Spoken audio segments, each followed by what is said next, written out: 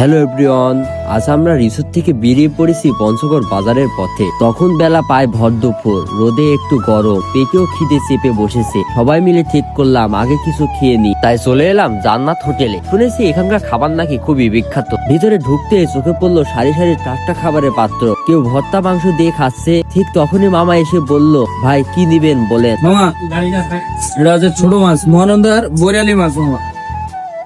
এটা হচ্ছে রুই মাছ, সবজি আছে, সোনালী মুরগি আছে মামা, খাসি আছে, গরু মাংস আছে, গরুর বর আছে মামা।